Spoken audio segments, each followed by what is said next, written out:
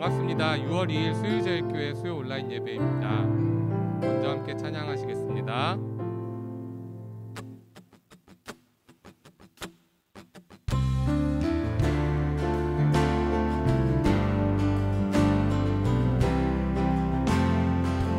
내 평생 사는 동안 내 평생 사는 동안 주 찬양하리. 여호와 하나님 내 주를 찬양하리. 주님을 묵상함이 즐겁도다. 내 영혼 주 안에서 참 기쁘리. 내 영혼아 주님을 송축하라. 내 영혼아 주님을 찬양하라. 내 영혼아 주님을 송축하라. 내 영혼아 주님을 찬양하라.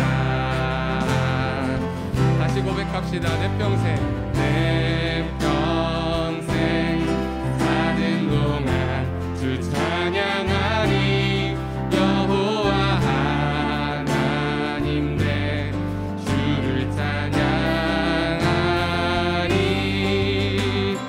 주님을 묵상함이 즐겁도다. 내 영혼 주 안에서 참 기쁘리.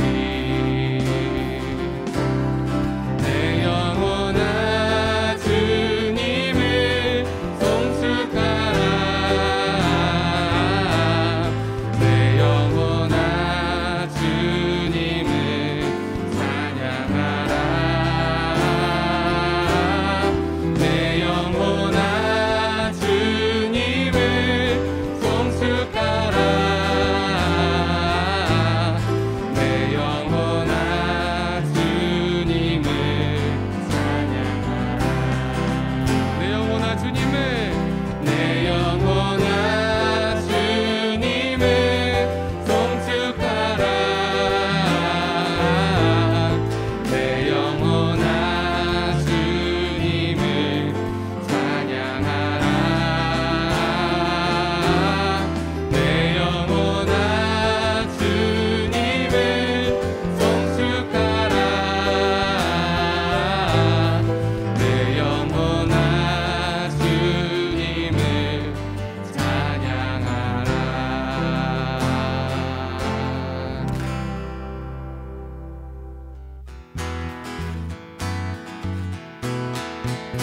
주는 나를 기르시는 목자요. 나는 주님의 귀한 어린 양. 푸른 풀밭 맑은 시냇물가로 나를 늘 인도하여 주신다. 다시 고백합시다. 주는 나를 기르시는 목자요. 나는 주님의 귀한 어린 양. 푸른 풀밭 맑은 시냇물가로 나를 늘 인도하여 주신다. 주는 나의 좋은 목자. 나는 그의 어린 양. 저를 따라 꼴을 먹여주시니 내게 부족함 전혀 없어라. 예쁜 새들 노래하는 아침과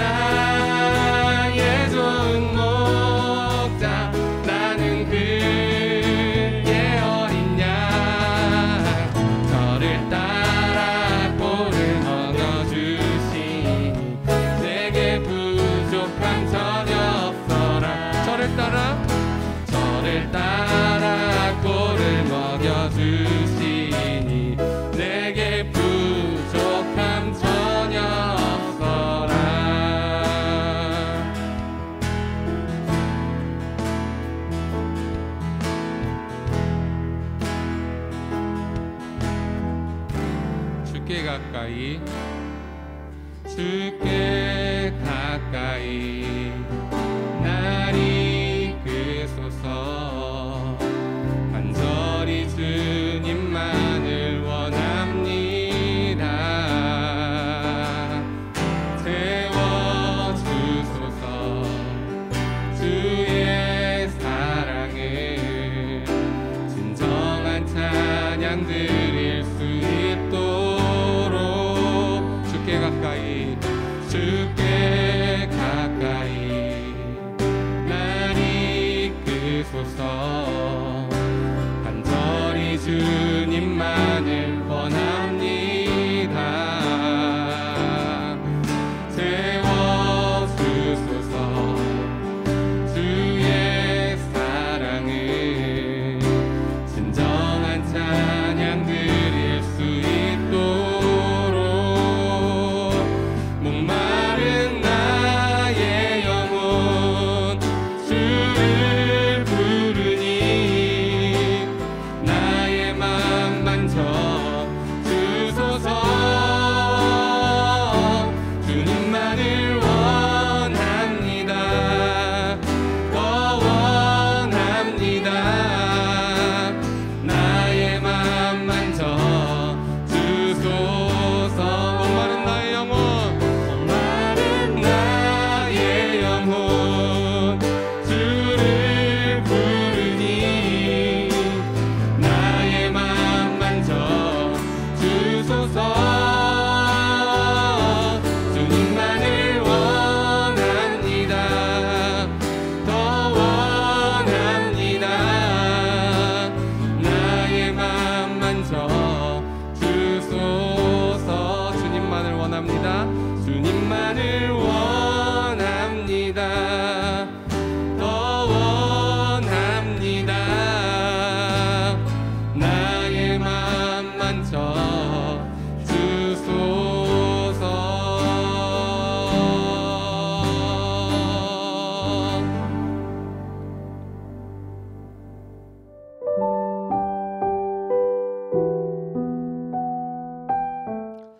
거룩하신 하나님 아버지, 찬양과 영광을 세세 무궁토록 받아 주시옵소서. 영원한 생명과 영원한 기업을 허락하신 하나님 아버지, 우리의 시민권이 하늘에 있음에도 불구하고 아직도 세상 것 땅의 것 썩어져 것을 소망을 두고 살아가는 저희들의 죄악을 용서하여 주시옵소서. 이 시기를 알거니와 자다가 깰 때가 벌써 되었으니 어둠의 일을 벗어버리고 빛의 갑옷을 입으라고 말씀하시오니 이제는 정말 정신 차리고 깨어 기도하는 거룩한 백성들이 되게 하옵소서. 주님이 세우신 거룩한 교회, 음부의 권세가 지금도 교회를 통째로 삼키고 있음에도 많은 교회가 복음의 핵심은 사라지고 기복신앙과 번영신앙으로 사탄화되고 있사오니 이제는 영적 눈을 뜨게 하옵소서. 이 시대를 보게 하옵소서. 늘 깨어 기도하는 교회, 기름과 성령의 등불이 늘 준비된 교회, 때를 따라 먹을 양식을 나눠주는 거룩한 교회가 되게 하옵소서. 나라의 지도자들을 위해서 기도합니다. 선한 자는 포상하며 악한 자는 징계하며 의의 길로 생명의 길로 영생의 길로 인도하도록 큰 권세를 허락하여 주사오나 많은 지도자들이 부정과 불법으로 세상을 어둡게 하고 있사오니 저들의 일을 용서하옵시고 저들의 죄를 깨닫게 하소서. 주님의 뜻을 온전히 이루는 거룩한 지도자들이 되게 하옵소서. 하나님 아버지, 전 세계 코로나 팬데믹 현상과 미국 대선을 통하여 불법의 비밀들이 드러나게 하시오니 지혜로운 자들은 깨닫게 하옵소서. 장차 다가올 시험과 환난을 깨닫고 우화과 나무의 비유를 배우게 하옵소서. 노아의 때임을 깨닫게 하시고 주님 오심을 맞이하는 준비된 백성들로 되게 하옵소서. 하나님 아버지, 예수 그리스도의 죽은 자 가운데서 부활하심으로 말미암아 우리를 거듭나게 하사 산 소망 있게 하시며 썩지 않고 더럽지 않고 쇠하지 아니하는 기업을 우리를 위해 하늘에 간직하셨사오니 오직 하늘의 소망을 두고 주님만을 의지하며 주님만을 바라보는 거룩한 백성을 되게 하옵소서. 주님 오실 그날까지 거룩함을 온전히 이룰 수 있도록 주님 도우심 있게 하여 주시옵소서. 주님의 피로 세우신 교회, 온 땅의 모든 교회가 그리스도 안에서 하나가 되게 하옵소서. 같은 마음, 같은 생각으로 한 뜻을 이루어 그리스도의 나라를 세우는 거룩한 교회로 회복되게 하옵소서. 수의 제1교를 사랑하신 하나님 아버지, 마지막 이 시대 빌라델피아 교회같이 주 예수 그리스도 이름을 배말하지 않는 교회, 진리의 말씀을 끝까지 선포하는 교회가 되게 하옵소서. 이를 위해서 수고하시는 우리 조인서 담임 목사님과 많은 교육자들 위해 하나님의 성령이 늘 충만하게 하옵소서. 우리의 모든 죄를 사하여 주시는 우리 주인 예수 그리스도, 모든 무릎이 예수의 이름에 무릎 꿇게 하시고 모든 입술로 예수님을 주라 고백하는 날이 속히 이루어지게 하옵소서. 모든 영광을 우리 하나님께 드리오며 예수님 이름으로 기도합니다. 아멘.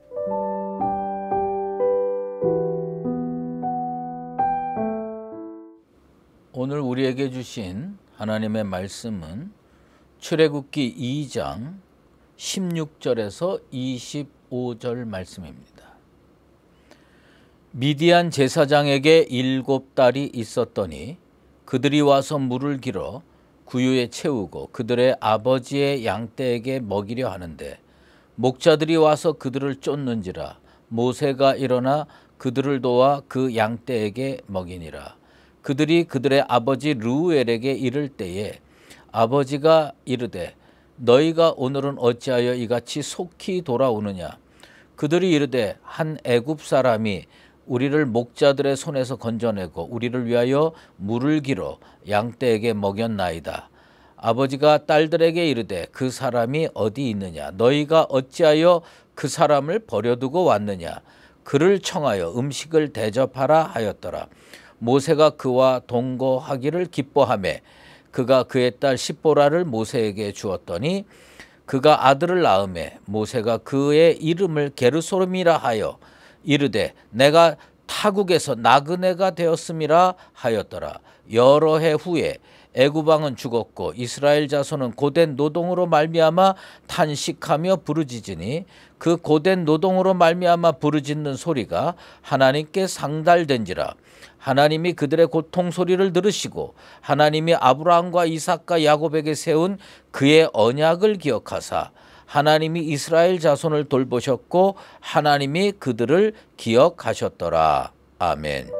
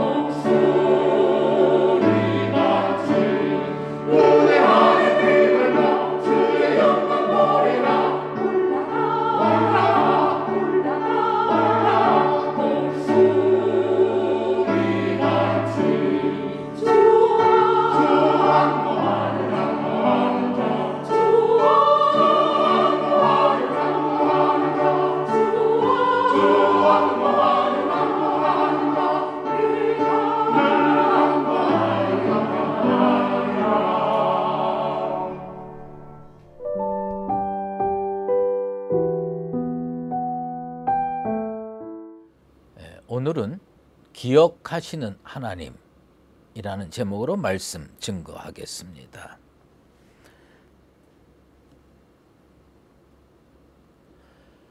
모세가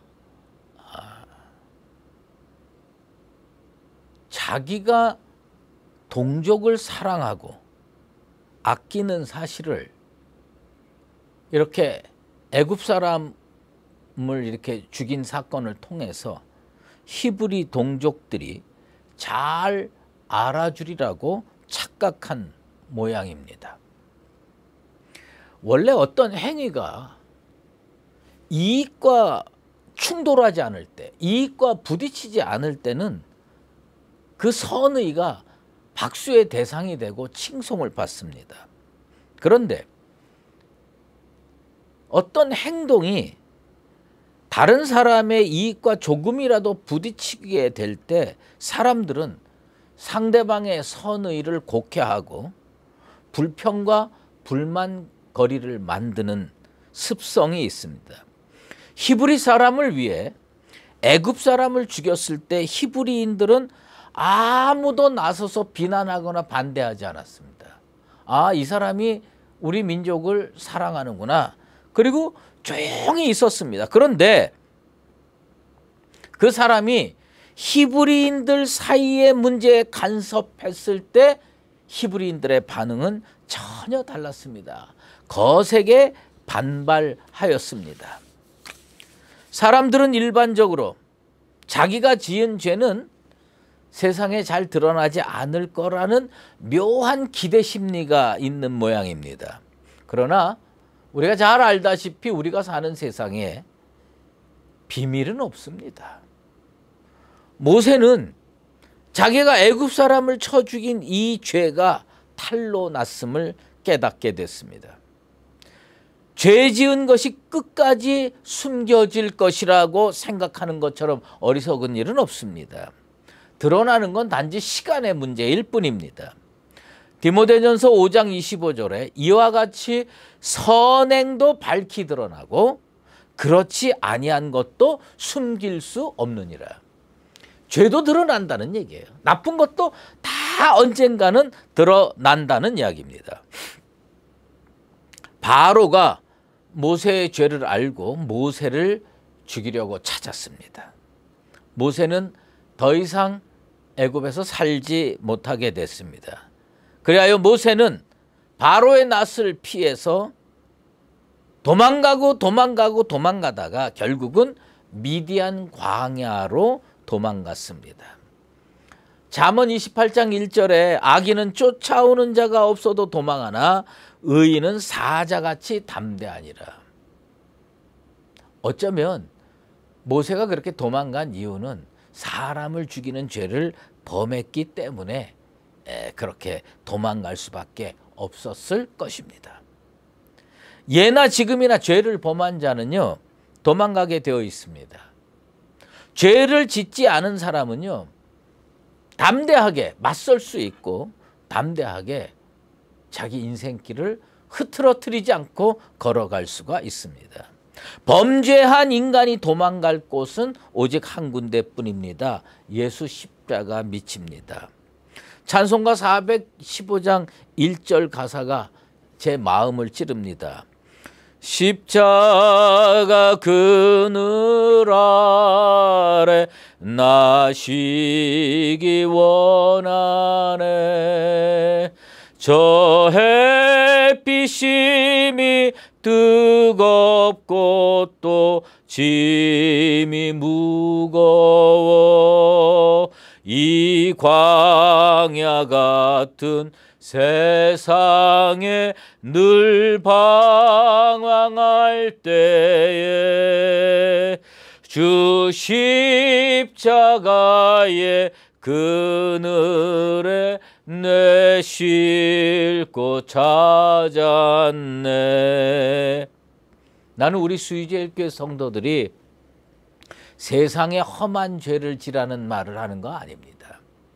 우리 같은 죄인이 쉴 곳은 한 군데뿐입니다.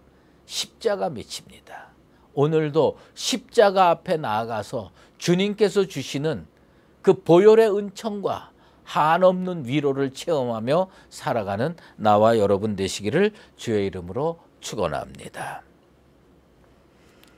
어쨌든 모세가 도망가서 미디안 땅에 머물게 됐습니다.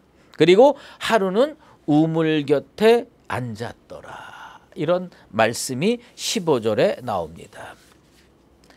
도망자의 신세가 돼본 적이 있습니까? 도망자의 인생길은 상상만 해도 곤고하고 피곤합니다. 쉬고 싶습니다. 생명의 쉼터가 필요합니다.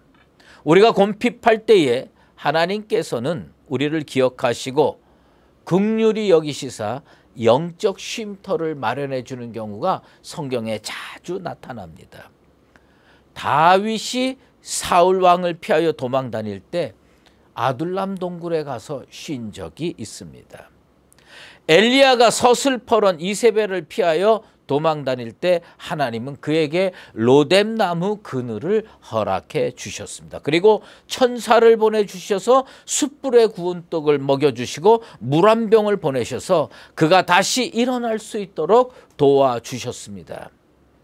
하나님은 어려울 때 까마귀도 준비해 주시고 우물도 준비해 주시고 로뎀나무도 준비해 주시고 동굴도 준비해 주시는데 이게 결코 우연이 아니라는 사실입니다. 다 하나님께서 미리 예정하시고 계획하시고 은혜로 마련해 주신 겁니다. 하나님은 하나님께서 사용하시기로 작정한 사람들을 훈련은 하시지만 절대로 다시는 못 일어나도록 버려두시지는 않습니다. 성경을 읽으면서 우리가 감동받는 구절이 꽤 많지요. 특별히 사랑이 무궁하시고 긍휼이 무궁하신 하나님에 관한 기사를 보면 더욱 감동이 넘치는 경험을 하게 됩니다. 여러분 기억하십니까? 부엘라 헤로이를 기억하십니까? 광야에서 만난 샘물의 이름을 부엘라 헤로이라고 졌습니다. 이거 누가 졌느냐? 하갈이 졌습니다. 하갈이 아브라함의 아이를 임신했습니다. 그 여자들은 그런가 봐요. 임신해야 하게 되면 담대해지는지, 예? 뭐냐면 이 하갈이라는 여종이 이스마엘을 임신하고 여주인 사라를 멸시합니다. 그러다가 그 집에서 쫓겨납니다. 갈 데 없는 하갈이 광야를 방황하고 헤매다가 샘을 만나서 위로를 받습니다.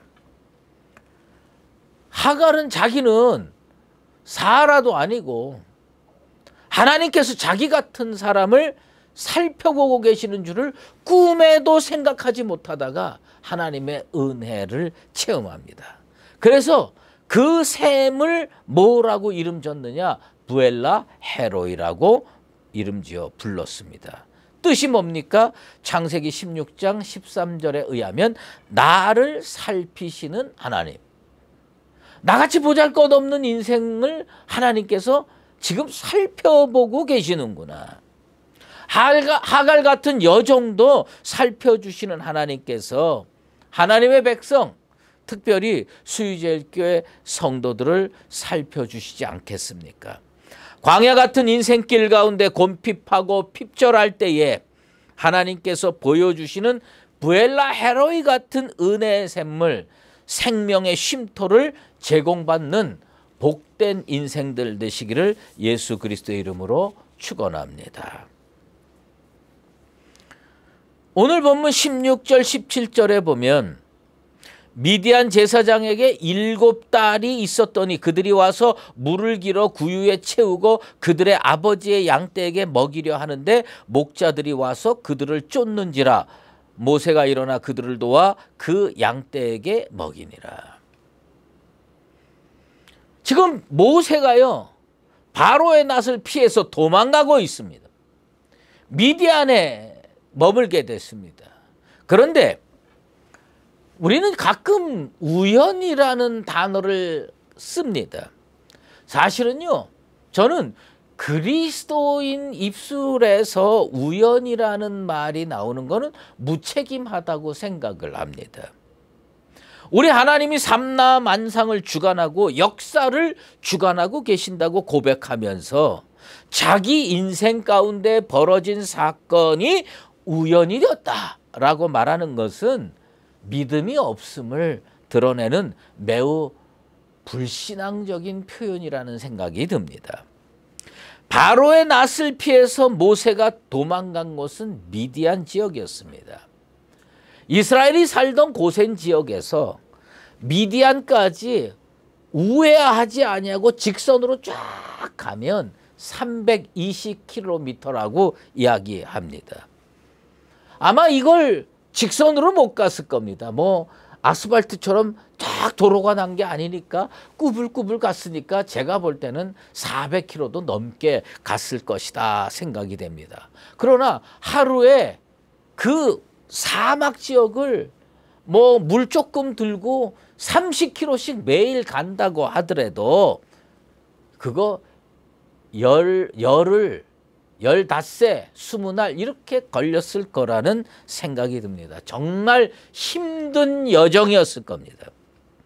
그래서 목말라서 미디안의 어느 마을에 우물이 있는 거 발견하고 우물 곁에 앉아 있는 거, 이거 너무나도 당연한 일이죠. 그런데 그때 때마침 그 미디안 제사장 루엘의 7딸들이 양을 먹이려고 우물에서 물을 기릅니다. 구유에다가 물을 부어서 먹게 하려고 합니다. 그런데 하필 그 동네 목자들인지 이방에서 온 힘센 목자들인지는 모르지만 루엘의 딸들이 그것을 하지 못하도록 방해하고 내쫓는 장면이 누구 눈에 들었습니까? 모세의 눈에 탁 들어왔습니다.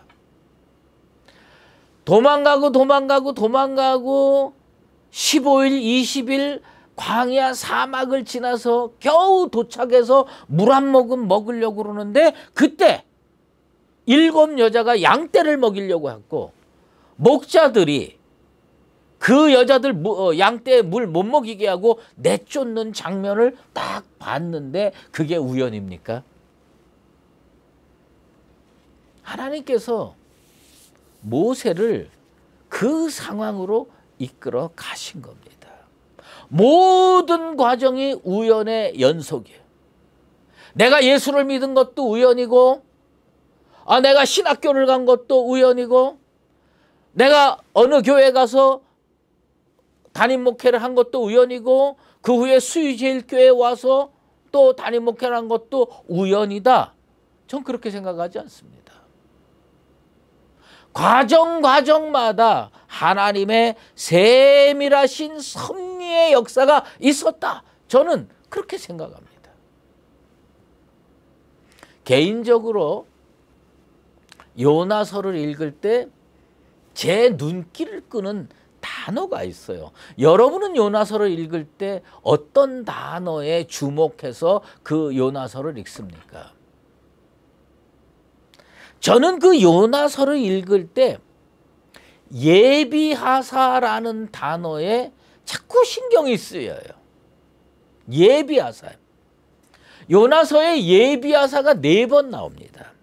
요나서 1장 17절에 요나가 바다에 던져질 때 여호와께서 이미 큰 물고기를 예비하사, 이미 큰 물고기를 예비해서 바다에 휙 던져지는데 물고기가 턱 하고 삼키는 거예요. 하나님이 이 물고기 예비하셨다는 거예요. 그 다음에 이제 그 니느웨 전도하고 이 도시가 어떻게 되나 보자 하고 팔짱 끼고 텐트 하나 만들어서 그 밑에서 딱 하는데 하나님께서 박넝쿨을 준비해 주셨어요. 요나서 4장 6절에 하나님 여호와께서 박넝쿨을 예비하사. 그런데 그 다음날 아침에 하나님이 벌레를 예비하사. 박넝쿨이야 크니까 예비하는데 하나님이 요만한 벌레 그거 해가지고 기어가가지고 그 박넝쿨 갉아먹는 벌레도 하나님이 예비했다는 거예요.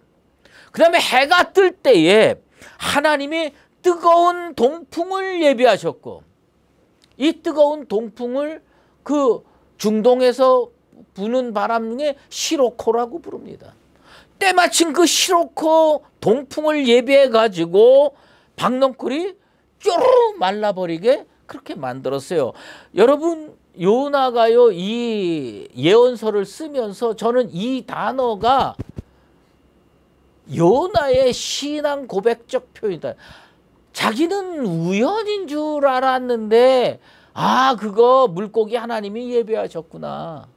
박넝쿨도 예비하셨구나. 벌레도 예비하셨구나. 바람도 예비하셨구나. 결국 무슨 얘기입니까?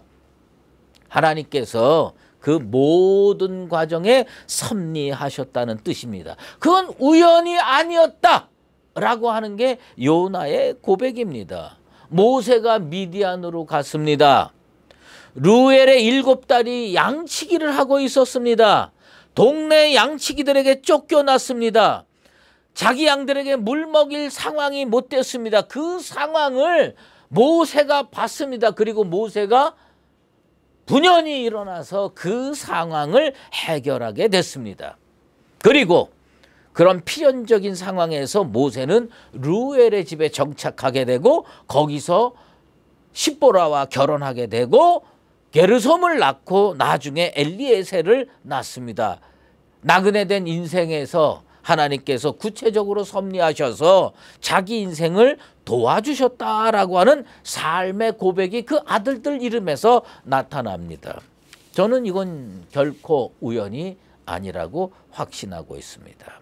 그런데 우리는요, 성경을 읽으면서 하나님이 자기가 쓸 사람을 택하는데 그 사람의 달란트도 사용하시지만 그 사람의 성격도 사용하시고 인격도 사용하시는 거예요. 그래서요, 우리가 하나님 앞에서 신앙 인격을 잘 둬야 할 필요가 있다고 저는 확신해요. 만약에 제가 감정을 다스릴 줄 모르고 맨날 신경질만 부리고 맨날 못된 말만 하면 하나님이 어쩌면 저의 그 모습을 쓸 겁니다. 그런데 제가 어떤 일이 있을 때 잘 참고 그리고 인화를 하고 사람들의 말을 잘 듣고 그런 성품이 있다면 하나님은 또 그것을 활용하셔서 주님의 뜻을 이룰 겁니다. 모세는 어떤 사람이었느냐? 불쌍한 사람, 세상 말로 그 꼴 못 봅니다. 도와줘야죠. 오지랖이 넓은 인생이에요.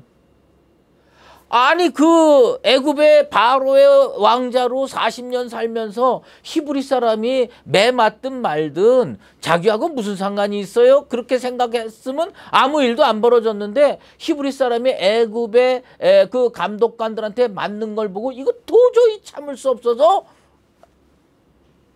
관여한 거예요. 이것을 생각해 보면 모세의 성품이 그렇구나. 모세가 일어나 그들을 도와 7달을 도와요. 지금 모세의 형편이 어떤 형편이냐? 남 도울 형편이 아니었어요. 바로의 낯을 피하여 미디안으로 도망간 사람입니다. 고대 근동에서 도망자는요, 누구도 보호하지 않았어요. 이 사람이 도망자인지 아닌지 몰랐지만 나그네는 보호받지 못하는 인생이에요. 그런데 아니 남의 동네 가서 남의 동네 문제에 개입해가지고 뭐 이것을 해결하려고 한다? 이거 무척 위험한 일이었어요. 나그네는 고대 근동에서 약자였거든요. 아무리 7 여인이 힘든 상황에 놓여 있다고 해도 모세가 선뜻 나설 형편이 아니었습니다. 그러나 모세는 그 힘든 상황에서 문제를 해결하고 도와주기 위해서 오지랖도 진짜 넓어요. 그 상황에 끼어듭니다. 하나님께서 왜 하필 모세를 이스라엘의 지도자로 삼았을까? 모세의 이런 성품을 귀하게 보신 거예요. 불쌍한 사람, 힘없는 사람 도와줘야 되겠다. 이 마음을 가지고 있는 사람입니다. 엘리야의 성격이 얼마나 불같습니까? 그러니까 바알 선지자하고 영적 대결을 하려고 나서게 만드는 그런 성격이에요. 보통 사람은요, 위험해, 하지마. 네가 안 해도 하나님께서 다 하실 거야. 이렇게 할 수 있는 상황이에요. 사도 요한은 사랑의 성격이었어요. 그 예수님께서 십자가에서 어머니, 육신의 어머니 마리아를 맡기지 않습니까? 베드로에게 맡기면 더 잘 볼 것 같은데, 예?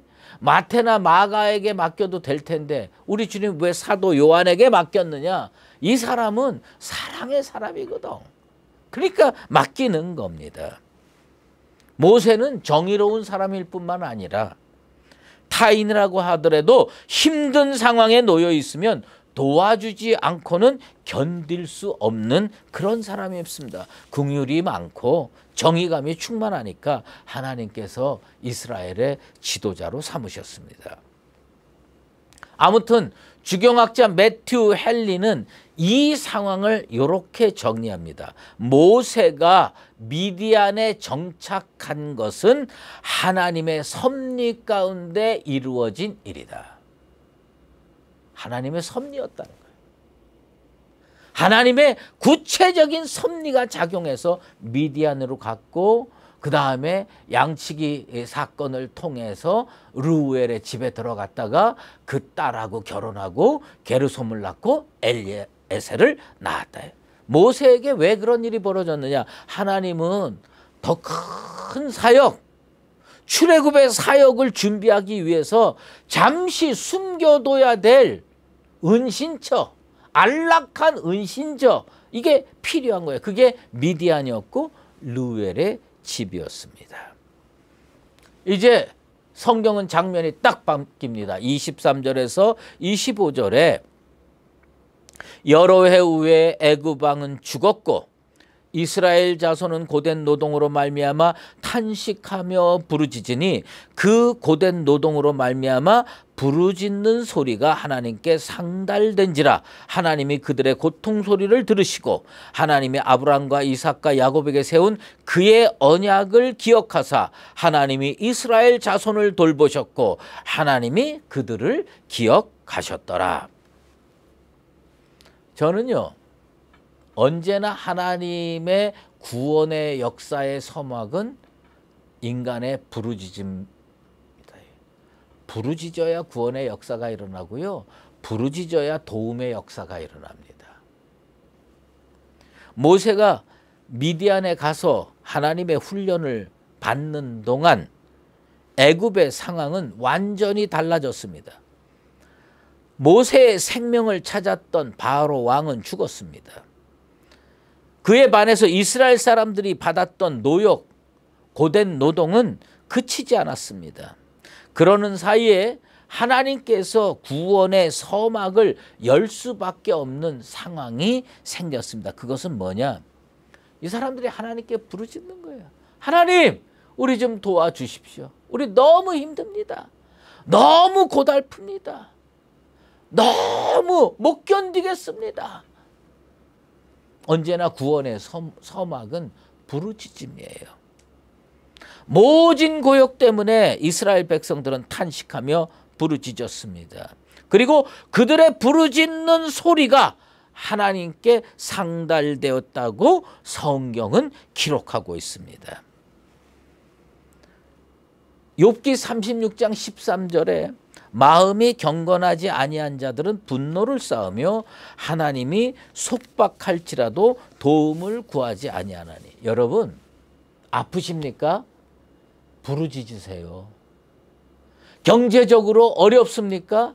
부르짖으세요. 자녀의 문제가 잘 안 풀립니까? 부르짖으세요. 인생이 고달픕니까? 부르짖으세요. 네? 마음이 경건하지 아니한 자는 분노를 쌓아요. 뭐예요? 아니, 하나님이 살아계시다면 어떻게 나한테 이럴 수가 있어? 그래서 이 마음속에 화를 쌓는 거는, 이건 인생의 문제를 푸는 방법이 아니에요. 하나님은 항상 어떤 사람의 문제를 주로 먼저 해결해 주셨나? 부르짖는 자의 소리를 들으시고 그 문제를 해결해 주셨습니다. 여러분, 이 험한 세상을 살아가는 연약한 인간이 지닐 수 있는 최고의 능력이 뭔지 아십니까? 부르짖는 거예요. 하나님, 나 힘들어요. 하나님, 나 고달파요. 하나님, 나 도움이 필요합니다. 부르짖는 게 능력이에요. 힘들어도 부르짖을 줄 모르는 거는 교만한 거고요, 그릇된 거고요. 하나님을 믿지 않는 악한 행동입니다. 여러분, 아픈데 안 부르짖는 거, 힘든데 안 부르짖는 거, 그거 다 죄예요. 다른 게 죄가 아니에요. 뭐가 죄냐? 하나님을 안 믿는 게 죄예요. 아니, 전능하신 하나님이 역사하면 나의 질병도 고쳐주고 나의 인생 문제도 해결해 주시는 것을 우리는 말씀을 통해서 수도 없이 듣고 배웠는데, 하나님을 안 믿으니까 기도를 안 하지. 하나님을 믿으면 기도를 해야 되지 않겠습니까? 하나님은 어떤 분이시냐? 하나님의 자녀의 소리를 들으시는 분입니다. 신음소리에 귀 기울이시는 분입니다. 탄식소리에 행동하시는 분입니다. 무엇보다도 하나님은 약속의 말씀을 기억하는 분입니다. 기도가 중요한 이유가 있어요. 그 기도가 왜 중요하냐? 하나님, 제가 예전에 기도할 때 하나님 이런 말씀 주시지 않았습니까? 하나님께 그 말씀을 환기시켜 드리세요. 그러면 하나님이 약속을 기억하시고 인생의 문제들을 해결해 주시고 정말 우리가 상상하지 못하는 놀라운 구원과 축복을 열어주시게 될 줄로 믿습니다. 우리는요, 기억력이 별로 좋지 않습니다. 나이가 들면 깜빡깜빡합니다. 제가 예전에는요, 사람 이름 잘 외우고요, 성경 구절 잘 외우고요, 그런 걸 참 잘했어요. 기억력이 참 좋았어요. 그런데 요즘에는요, 제가 어디 평상시엔 다 아는 분들이야, 다 아는 분인데 어디 큰 집회 같은 데 가서 뭐 예를 들면 우리 교회 부목사님을 소개하거나 장로님들을 소개할 기회가 생기면요, 주보를 들고 나갑니다. 혹시 실수할까 봐. 깜빡깜빡 해갖고 혹시 실수할까 봐. 하나님은 오래된 가로등의 등불처럼 그렇게 깜빡거리시는 분이 아닙니다. 하나님은 하나님께서 해주신 말씀도 기억하시고 내가 어떻게 살았는지도 다 기억해 주시는 분입니다. 우리가 불의한 재판관 이야기를 잘 알지 않습니까? 어느 가부가 너무 인생이 고달파, 그래서 이 재판을 이기길 원해가지고 재판관 찾아갔는데 돈이 없고 그러니까 무시해, 안 들어줘요. 그냥 매일 찾아가서 들들 볶는 겁니다. 부르짖는 겁니다. 문을 두드리는 겁니다. 그러니까 이 사람은 이거 안 도와줬다, 내가 정말 시끄러워서 못 살겠구나. 그러면서 주님께서 우리에게 가르쳐 주신 기도의 그 방법이 뭡니까? 하물며 하나님께서 그 밤낮 부르짖는 택하신 자들의 원한을 풀어주지 아니하시겠느냐? 그들에게 오래 참으시겠느냐? 내가 너희에게 이르노니 속히 그 원한을 풀어주시리라. 여러분, 하나님은 어떤 사람 기도 들어주시느냐? 부르짖는 사람의 기도를 들어주십니다. 하나님은요, 약속의 말씀을 기억하시고 여러분 인생을 기억하시고 여러분들을 위해서 부르짖을 때 응답해 주십니다. 하나님은 어떤 분이신 줄 아십니까? 내가 이 말씀만 하고 오늘 말씀 마치려고 하는데, 제가 이 과정을 쭉 읽으면서 이거로구나. 부르짖을 것도 아셨어요, 하나님이. 왕이 바뀌고 바로가 바뀌고 그러면서 인생이 고달파지고, 그러니까 이 부르짖을 때 구원해 줘야 되겠고 부르짖을 때 응답해 줘야 되니까 하나님께서 모세를 미디안에 보내셨다가 그들의 부르짖음이 극한에 도달할 때 모세를 다시 불러서 이 문제를 해결하는 그 해결자로 파견하시기 위해서 다 그것까지 준비해 놓으시는 하나님입니다. 예비해 놓으신 하나님, 그리고 기억하시는 하나님, 이 하나님을 오늘 우리가 다시 한번 기억하면서 인생의 문제, 교회의 문제, 뭐 여러 가지 것들이 있으면 주님 앞에 부르짖어서 주님이 예비해 놓으신 놀라운 응답을 받으며 기뻐 찬양하며 남은 인생 걸어가는 나와 여러분 되시기를 예수 그리스도의 이름으로 축원합니다. 기도하겠습니다. 하나님 아버지 감사합니다. 오늘 우리는 바로의 낯을 피하여 미디안으로 도망간 모세의 사건을 살펴봤습니다. 왜 미디안으로 갔을까요? 왜 우물가로 갔을까요? 왜 7달을 만났을까요? 왜 루엘의 집에 갈 수 있었을까요? 우리는 그 이유는 정확하게 모르지만 거기서 하나님의 섭리는 확실하게 깨닫고 있습니다. 주님께서 섭리하신 겁니다. 오늘 내가 주의 종 된 것도 하나님의 섭리요. 우리 수유제일교회 사랑하는 성도들이 이 교회에 나오면서 함께 신앙생활하는 것도 하나님의 섭리인 줄로 믿습니다. 우리 교회의 문제도 있고요. 우리 인생의 문제도 있습니다. 하나님, 이스라엘 백성처럼 그 문제 부여잡고 하나님 앞에 엎드려져 부르짖을 때 우리 하나님 말씀을 기억하시고 약속을 기억하시고 우리의 기도에 응답해서 이스라엘 백성이 종되었던 애굽 땅에서 풀려나 출애굽의 여정을 밟아 나가는 것처럼 우리의 인생길도 미래로 활짝 열려지는 축복의 인생들 되게 도와 주시옵소서. 이제는 우리 주 예수 그리스도의 은혜와 하나님 아버지의 극진하신 사랑하심과 성령의 인도하시고 교통하심이 섭리하시는 하나님, 예비하시는 하나님, 기억하시는 하나님을 바라보며 오늘의 삶 속에서 부르짖음을 계속하여 응답받는 삶을 살기로 작정하는 수유제일교회 모든 믿음의 권속들과 주님의 몸된 교회 위에 이제로 영원히 함께 계시옵기를 간절히 축원하옵나이다. 아멘.